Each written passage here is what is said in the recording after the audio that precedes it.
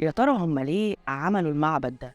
في عهد بطليموس الأول كان عايز يعمل ديانة جديدة يجمع فيها ما بين المعتقدات المصرية والمعتقدات اليونانية، بحيث يعني يعمل تحالف ما بين الحضارتين.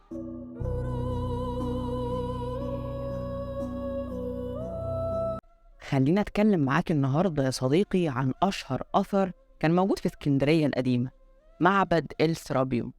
المعبد ده كان يعتبر مفخرة العالم القديم، اتكلم عنه كتير من المؤرخين، زي المؤرخ الروماني إميانوس مارسيلينوس اللي قال يوجد العديد من المعابد في الإسكندرية، ولكن أضخمها وأجملها السرابيوم، وكان بيجي في المرتبة التانية بعد الكابيتول اللي بيرمز لروما، وده واحد من عجائب العالم القديم.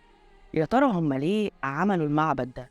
في عهد بطليموس الأول كان عايز يعمل ديانة جديدة يجمع فيها ما بين المعتقدات المصرية والمعتقدات اليونانية، بحيث يعني يعمل تحالف ما بين الحضارتين.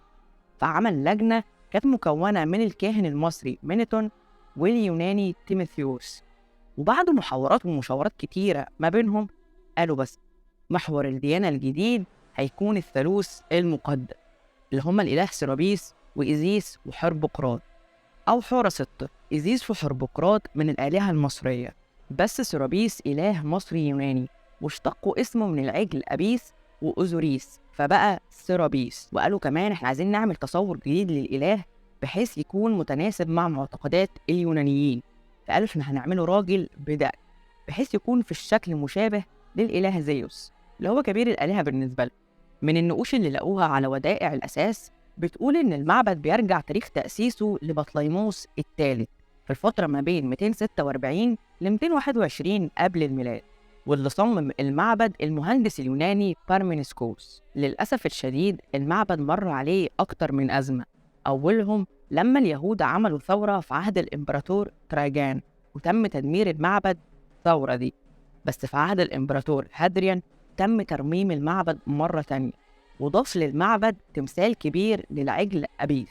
بس سنة 391 ميلادي تم تدمير المعبد بشكل كامل بعد إعلان المسيحية بشكل رسمي في عهد ثوديسيوس اللي أمر بتدمير كل المعابد الوثنية، وما تبقاش منه غير عمود السواري وبعض الحجارة، وبنوا مكانه كنيسة باسم القديس يوحنا فضلت موجودة لحد القرن العاشر الميلادي. احنا عندنا بس شوية تصورات عن شكل المعبد بناء على كتابات المؤرخين القدامى، فتعالى كده أنا وإنت نشوف مع بعض المعبد كان عامل إزاي. المعبد يا صديقي اتبنى على تل وسط مجموعة من الأبنية كانوا واخدين الشكل المربع. الجزء العلوي من التل كان موجود عليه عمود دقلديانوس اللي هو عمود السواري، والجزء السفلي من التل كان عبارة عن ممرات طويلة بنقدر نوصل لها من خلال طريقين، واحد كان مخصص للمشاة والتاني للعربيات. المعبد نفسه بقى كان واخد الشكل المستطيل، وكان مبني من الحجارة المكسية بالرخام ومتزين بزخارف من الفضة والذهب والبرونز. قدام المعبد كان موجود مسلتين من الرخام. المعبد نفسه كان مبني على مجموعة من العواميد الرخام، وكان ليه سلم كبير من المرمر. أول ما هندخل يا صديقي هنلاقي في الأول كده في صالة واسعة، السقف بتاعها من النص عبارة عن قبة متشالة على صفين من العواميد. الجزء العلوي من العواميد متزين بالبرونز المذهب. بعد كده هنلاقي ساحة تانية مربعة، الجدران بتاعتها متزينة بمجموعة من الميثولوجيا اليونانية اللي هي الأساطير. في وسط المعبد كان موجود هيكل الإله سيرابيس واخد وضعية معينة مقابلة للنافذة الشرقية، بحيث لما الشمس تطلع أشعة الشمس تبان وكأنها طالعة من وش الإله. والجزء الغربي من المعبد كان مخصص للمعبودة إيزيس، أما الجزء الشمالي بقى فكان مخصص لحرب قراط. وبس يا سيدي، هي دي كل المعلومة.